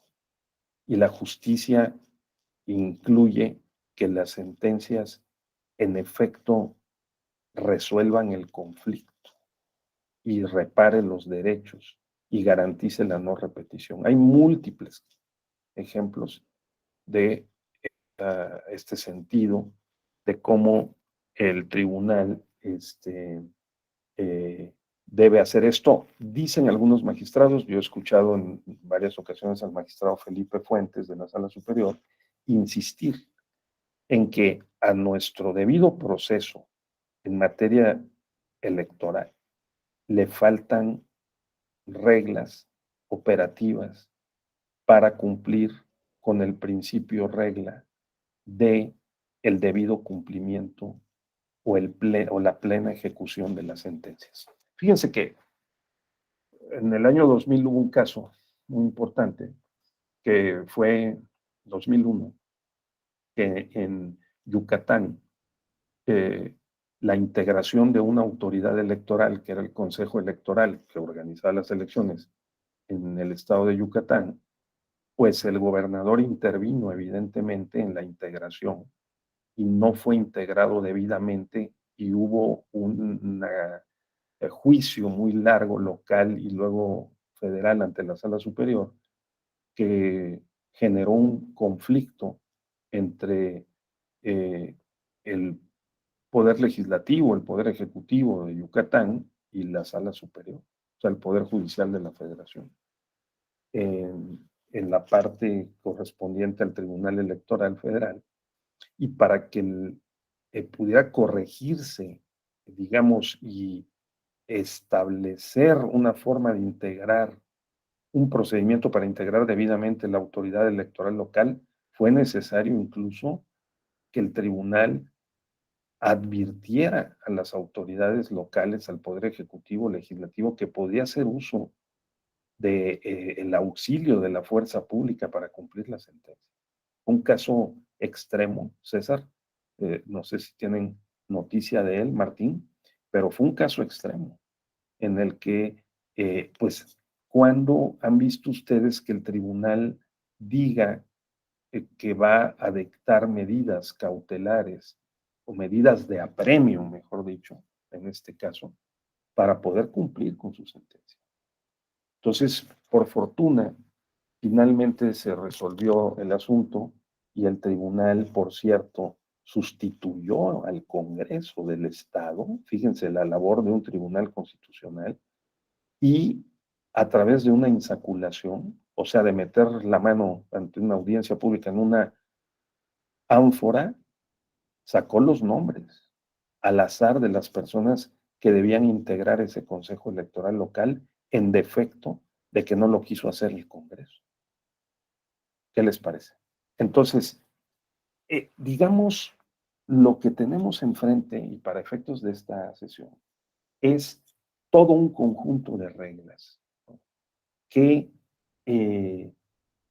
aseguran el cumplimiento de los principios en esta materia. La materia electoral que está en particular. Sí, bien, esto pues desde luego se los voy a pasar. Esto lo he extraído de un artículo muy bueno escrito por Jorge Horacio Cini, El concepto de debido proceso, que está dentro de un libro sobre nuevos paradigmas del derecho procesal, publicado por el Instituto de Investigaciones Jurídicas en 2016. ¿Sí? Ahora, hasta aquí, y como nos vamos dirigiendo a la parte final de nuestra sesión, de nuestro módulo, quisiera recapitular para que quede otra vez claro estos últimos 4 puntos, ¿sí? La inviolabilidad de la defensa en el juicio de las personas y sus derechos. O sea, hay derecho de acceso a la justicia, derecho a la tutela judicial efectiva, que para algunos incluye el acceso a la justicia, incluye obviamente la etapa contradictoria, la etapa probatoria, la etapa la etapa argumentativa y la etapa de la decisión, hasta el cumplimiento de la sentencia. ¿De acuerdo? Entonces, segunda, la igualdad ante la ley. Tercera, el juicio previo. Cuarto, el juez natural. Quinto, el plazo razonable. ¿Sí? Con esos 5 grandes criterios, organizamos toda una serie de reglas para poder cumplir con los derechos al debido proceso, de acuerdo con estos autores, ¿no? Entonces, hay, desde luego, diversas otras interpretaciones, ¿no? Por ejemplo, un autor como Carlos Cosio, ¿sí?, un argentino muy brillante de la época de Kelsen, de los años 50, 60, 70 todavía, planteó la teoría egológica del derecho, ¿sí? Y este personaje dijo, miren, el derecho está hecho de comunicación, el derecho es un conjunto de interacciones intersubjetivas, y una de las interacciones genera conflictos, ¿sí? Y nos genera también un derecho a la acción ante una instancia. E incluye, pues, la posibilidad de la acción procesal. Incluye la queja, incluye una petición, incluye una denuncia, pero incluye la acción procesal, que se presenta no entre 2 sujetos, sino entre varios sujetos y el juez. O sea, el juez y por lo menos 2 partes, ¿sí? Así que lo que tenemos es que un derecho judicial nos permite solicitar al juez que vincule a otra persona que consideramos que nos debe una obligación, que incurrió en una irregularidad, para que contradictoriamente y en un plazo razonable resuelva el conflicto de manera justificada. El juez, esa es la idea, ¿verdad? Así que el debido proceso es el derecho de toda persona a exigir al Estado que su acción procesal dé lugar a un juzgamiento imparcial y justo ante un juez responsable, competente e independiente. Ahí está. Esa es otra forma de frasear, digamos, esto que estamos viendo. Así que la idea no es que se cobre venganza por propia mano, ¿no? La idea es que haya impartición de justicia y resolución de conflictos con base en la normatividad prevista. El debido proceso supone, dice otro autor, el derecho a la jurisdicción. es imprescriptible, irrenunciable, no afectable por las causas extintivas de las obligaciones ni por las sentencias. Implica el libre acceso al tribunal, la determinación previa del lugar del juicio y el derecho del reo a explicarse en su propia lengua. Ojo con esto, en su propia lengua, porque aquí tenemos en México el tema de los pueblos y comunidades indígenas que hablan otra lengua. Por eso la Defensoría también puede contratar intérpretes de tal manera que los intérpretes asistan, y las defensorías tienen intérpretes, aunque muy poquitos, para poder entender esa otra lengua. Es parte del derecho al debido proceso en la modalidad de la asistencia técnica, el intérprete. Así que el derecho de que el proceso se efectúe con un procedimiento eficaz sin dilaciones, adecuado a la naturaleza del justiciable, de manera pública. Aquí ya es otro tema. Hoy el debido proceso incluye la justicia abierta, yo diría, ¿no? Ahora, por ejemplo, ¿ustedes creen que es conforme, Martín o César o Ángel, al debido proceso que un juez reciba una parte en privado sin recibir a la otra o sin grabar la entrevista, Martín? No, doctor, de hecho, hasta en materia penal existe una regla específica para que si el juez entrevista, no necesariamente en audiencia con una de las partes, forzosamente se tiene que citar a la otra, y creo que incluso tiene que estar presente ahí el secretario. Exactamente. En materia electoral, esto se ha planteado como una de las medidas de fortalecimiento al Tribunal Electoral del Poder Judicial de la Federación. O sea, una magistratura no puede recibir en privado a una de las partes, ya sea sin que se grabe la entrevista o que sin que esté presente la otra parte. Estaríamos de acuerdo, ¿no? Esta sería una regla operativa que fortalecería el principio regla de la legalidad y de la imparcialidad, ¿no? Porque es conforme a la experiencia, a la lógica, ¿no? A las reglas del sano juicio, la razón de que no debe entrevistarse el juez en privado con ninguna de las partes. Si no, se graba, o si no está presente la otra parte o un representante, porque puede alimentar la presunción de la parcialidad. Eso es. Alguien puede decir, no, no, esperemos a la sentencia, a ver dónde están las consideraciones, las razones. Sí, pero otros dicen, seamos precavidos. Y esa es una mala práctica que hay que desterrar. Bien, en cuanto diría yo, por lo tanto, que la justicia abierta, algo en lo que han insistido mucho los magistrados de esta integración de la Sala Superior, particularmente el presidente Reyes Rodríguez, maestro Felipe de la Mata igualmente, ¿no? La idea de que la justicia abierta es, yo estimo hoy, parte sustancial del debido proceso. O sea, el debido proceso en la oscuridad limita o reduce la fuerza normativa de los principios regla. Por ejemplo, la imparcialidad, la independencia o la legalidad. Por eso, a partir de 2014, en el artículo 41 de la Constitución, agregamos el principio de máxima publicidad como uno de los principios que orientan, rigen el proceso electoral y la resolución de sus conflictos, por supuesto. Dice un compañero, la deliberación pública, por supuesto. Claro, la deliberación pública. Por eso existen, pues las sesiones de resolución son públicas y hasta se transmiten por televisión. Eso no lo van a ver ustedes en la mayoría de los países. La minoría de los países transmite por televisión la deliberación pública de sus órganos, sobre todo de justicia constitucional, como el Tribunal Electoral, la Sala Superior, la Suprema Corte, ¿no? Entonces, esa es otra regla operativa. Muy bien. La regla operativa es la deliberación pública, la sesión de resolución. Sí. Entonces, eso no lo dice el principio, dice certeza, máxima publicidad, no dice deliberación pública, no. Eso es parte de la regla operativa.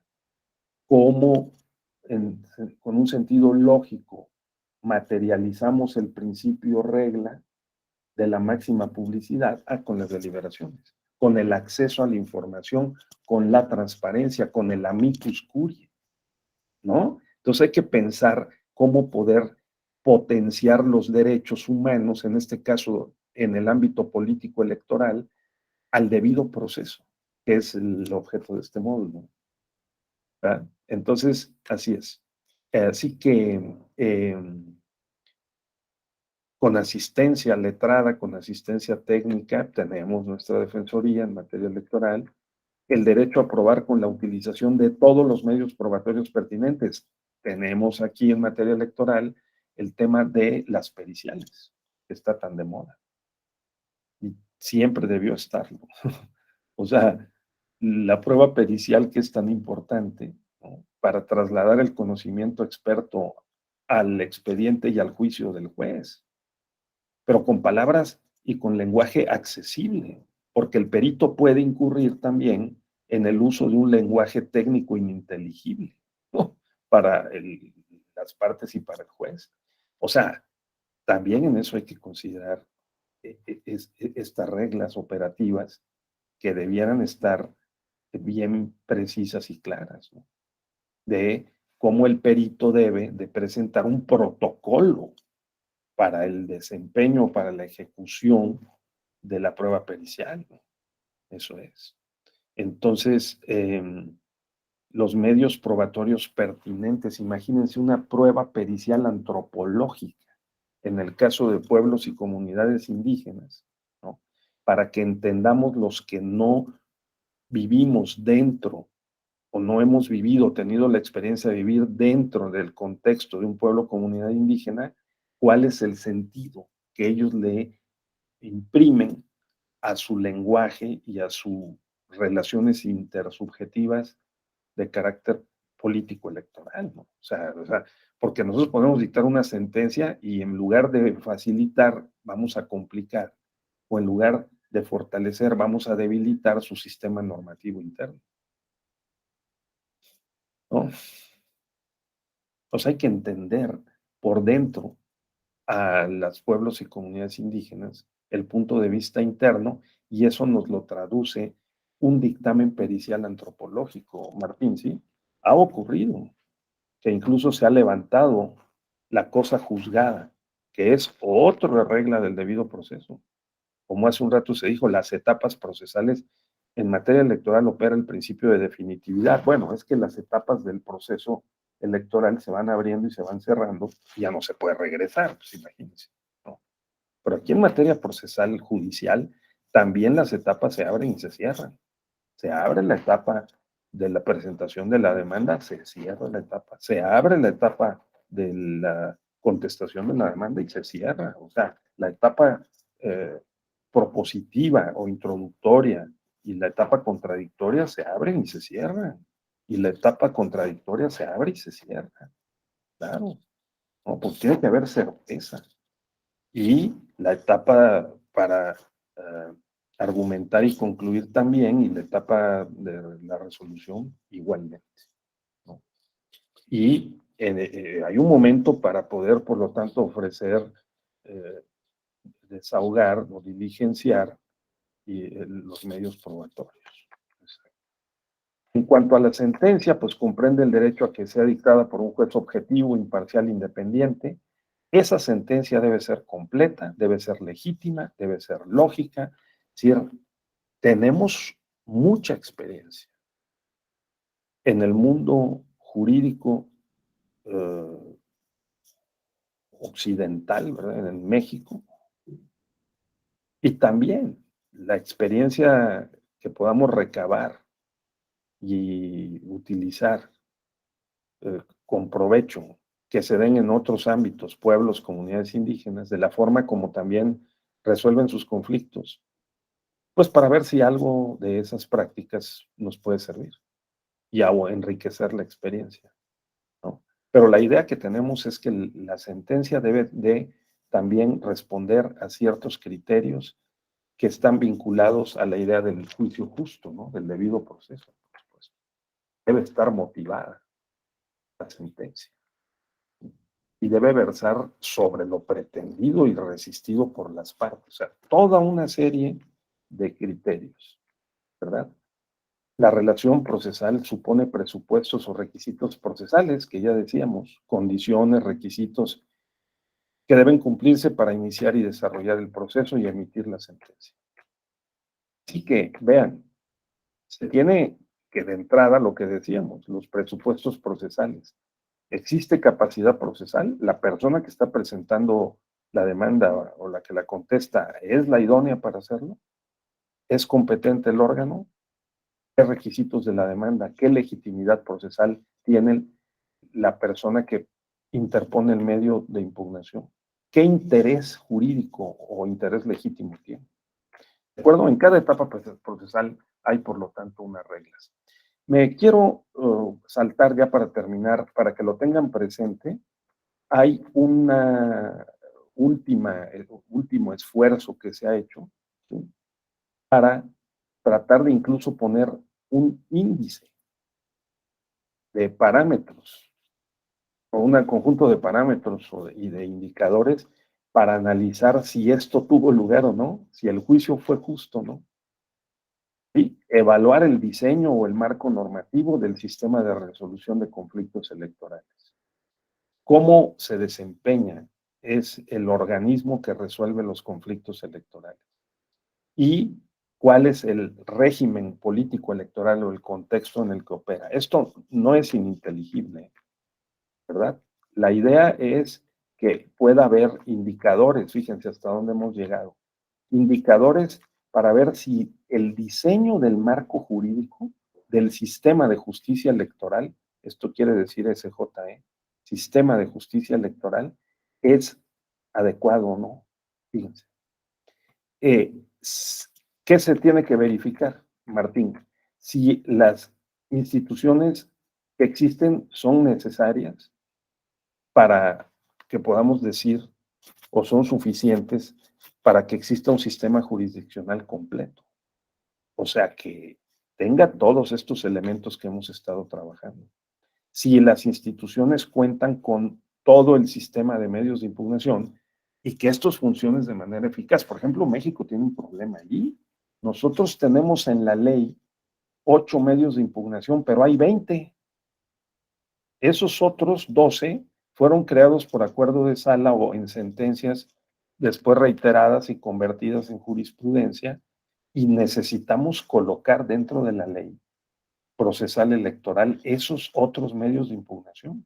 Dice incluso el magistrado Felipe de la Mata, y hay que simplificarlos. O sea, ¿para qué ponerle una nomenclatura de tener 20 medios impugnativos? Con tener 2 juicio electoral y un juicio de apelación, un juicio de revisión con eso, o un recurso, perdón, un juicio electoral y un recurso. Con esos 2 y no tener una nomenclatura de 20. Bueno, hay que ver. Entonces, todos estos elementos, ¿verdad? Si esos recursos están diseñados con estándares adecuados para que cumplan con sus objetivos, ¿no?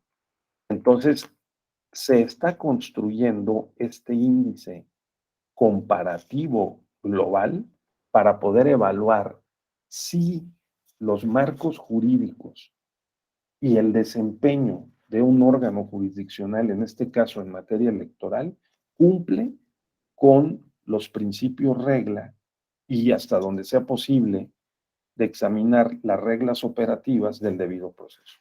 Porque en esas 2 están involucrados los derechos al debido proceso, que son ser oído y vencido en juicio, que significa la contradicción, la prueba, la argumentación y la decisión. ¿De acuerdo? Esa es la idea.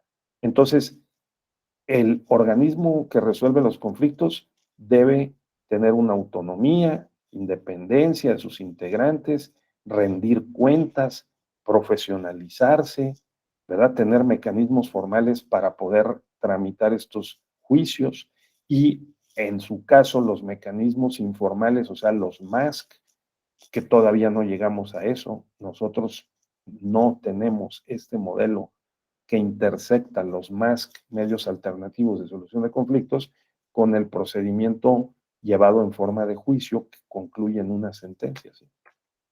La autonomía institucional tiene sus criterios, la independencia, la permanencia del órgano, la autonomía técnica, que dicte sus propias normas, que establezca jurisprudencia, que maneje su presupuesto.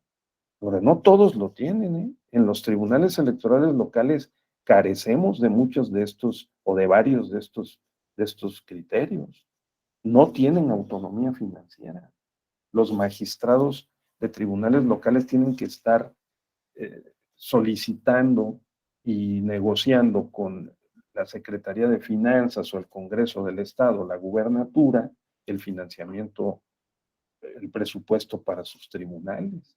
Entonces, estos aspectos rebotan o inciden en la eficacia de los derechos al debido proceso, porque si los poderes políticos, Congreso, gubernatura, ¿no? O Congreso de la Unión, Presidencia de la República, no acuerdan el presupuesto suficiente para la operación de un órgano de justicia electoral, entonces le limitan su capacidad operativa. Y si le condicionan los recursos a sus juicios, entonces están violando un derecho. O sea, el derecho al debido proceso, los derechos judiciales pasan por el cumplimiento debido de estas garantías orgánicas.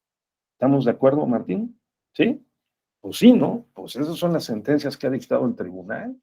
El tribunal ha dicho que parte de la independencia judicial de los tribunales electorales locales es la dotación presupuestal suficiente para que operen, pues si no, ¿cómo? ¿No? Porque además se puede presumir que hay una violación a la imparcialidad en la medida en que a los magistrados locales los constriñen para que a cambio del presupuesto sean sensibles con las posiciones o con los casos que presenta el partido que está en el gobierno.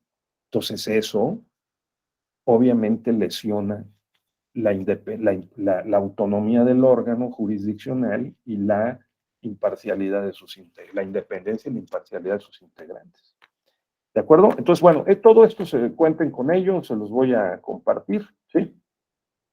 Ahora que termine la clase, con mucho gusto, les recomiendo mucho pensar en estos indicadores, porque estos indicadores que está construyendo la organización IDEA Internacional, este documento está publicado.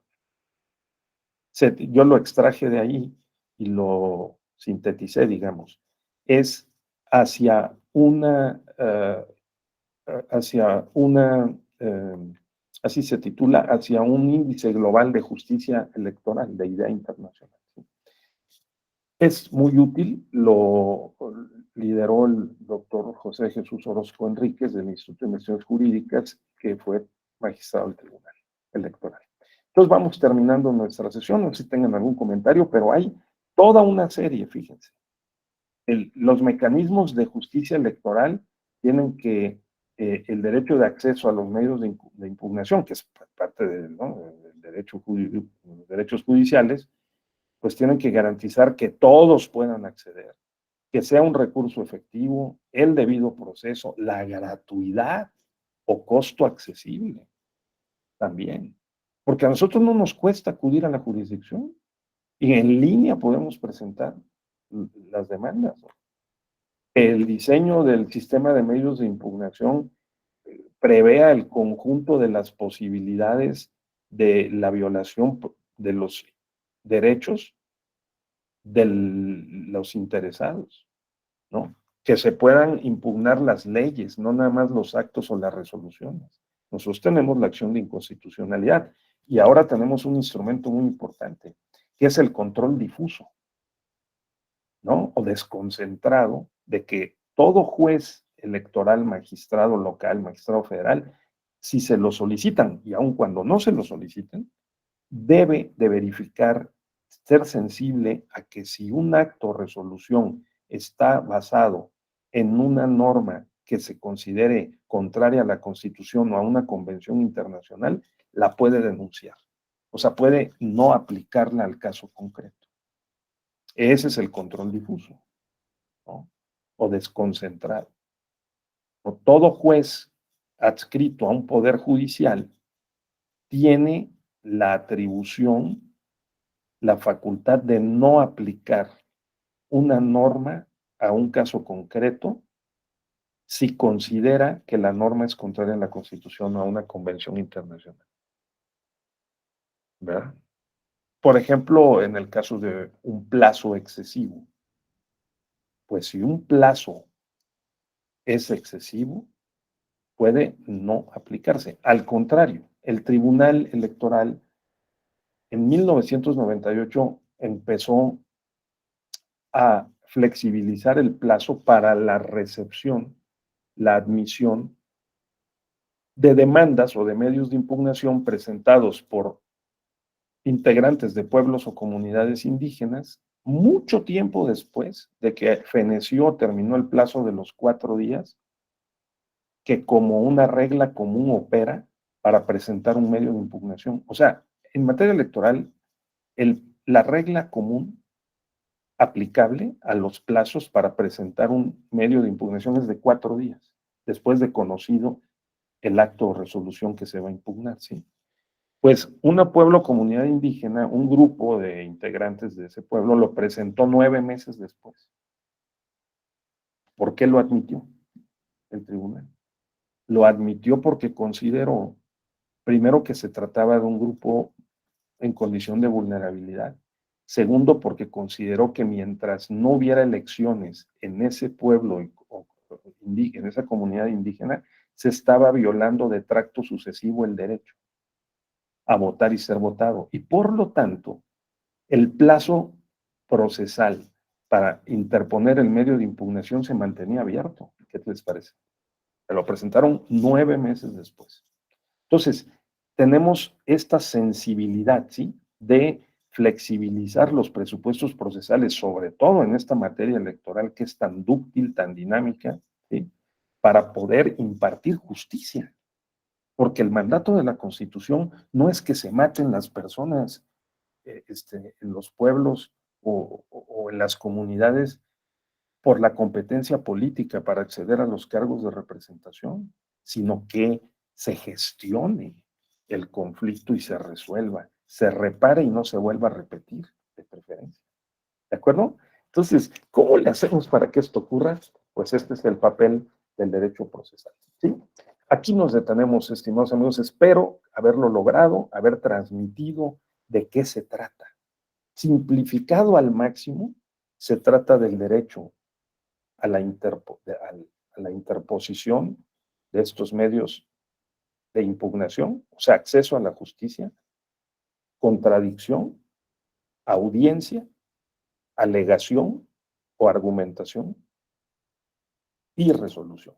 Dentro de esos 5 hay reglas operativas que cumplen con los principios regla, que son, entre otros, independencia, imparcialidad, legalidad, justicia, profesionalismo, máxima publicidad, ¿sí?, neutralidad, equidad.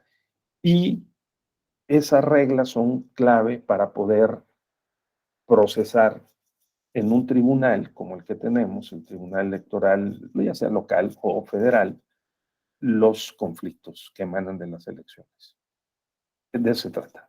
Ahí me detengo. Muchísimas gracias. No sé si tengan ustedes, ya por la hora que es, algún comentario final, compañeros. Y si no, podríamos ir concluyendo ahora mismo. ¿Tienen algún comentario? ¿Sí?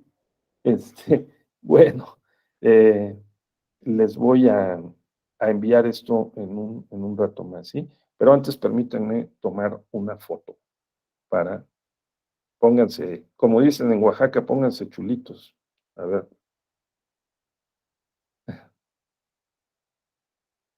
Pablo Alberto, tú eres de los nuestros, Pablo. Vas pendiente ahí mientras te transportas. Correcto. Cuídense mucho y esperen que les llegue, por favor, este documento para que lo repasen y lo tengan presente. En las próximas horas se los enviamos, ¿eh? Que estén muy bien. Gracias, doctor. Buen día. Buenos días. Buen día a todas y Gracias, todos. doctor.